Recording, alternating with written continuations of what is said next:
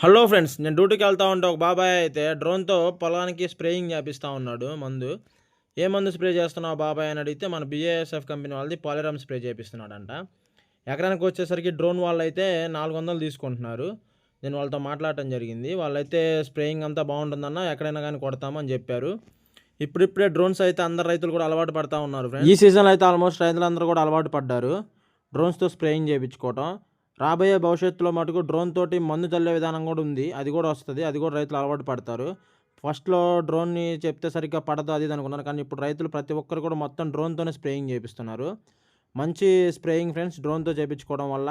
ఎందుకంటే ఇప్పుడు రైతులు మా కూలోళ్ళు మందు కొట్టాలంటే ఎకరాకి వచ్చేసరికి 600 అడుగుతున్నారు.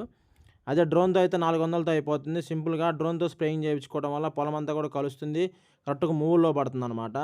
మంచి క్వాలిటీగా ఉంది. మంచిగా స్ప్రేయింగ్ అనేది జరుగుతుంది ఫ్రెండ్స్ డ్రోన్ తోటి.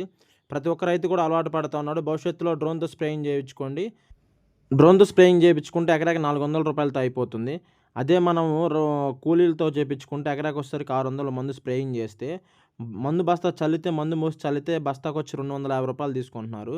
ఈ కూలీల బెడద నుంచి మనం రైతు తప్పించుకోవాలంటే ఖచ్చితంగా డ్రోన్స్, మిషనరీస్ వాడాలి. భవిష్యత్తులో మొత్తం కూడా ఫార్మింగ్ అనేది మొత్తం మిషనరీస్ అనమాట. ఖచ్చితంగా అదే జరగబోతుంది. ఈ మిషనరీతో మనము నాటించుకోవడం కానీ, స్ప్రేయింగ్ చేయించుకోవడం కానీ, మందు చల్లించుకోవడం కానీ చేసుకుంటే మనకి పెట్టుబడి అనేది చాలా తగ్గుతుంది ఫార్మర్‌కి.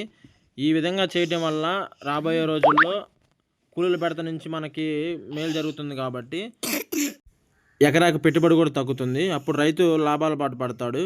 అప్పుడు రైతు కూడా బాగుంటాడు. రైతు బాగుంటేనే మన సమాజం కూడా బాగుంటుంది. చూసారు కదా ఫ్రెండ్స్, ఒక పాయ వెళ్ళింది, ఇంకో పాయ కరెక్ట్గా వస్తుంది. డ్రోన్ ఆపరేటింగ్ కూడా చాలా ముఖ్యం అనమాట. ఇతనే ఆపరేటింగ్ చేసేది. ప్రతి ఒక్కరు కూడా డ్రోన్తో స్ప్రేయింగ్ చేయించుకోండి ఫ్రెండ్స్. Thank you, bye. సరే బాబాయ్, వస్తా.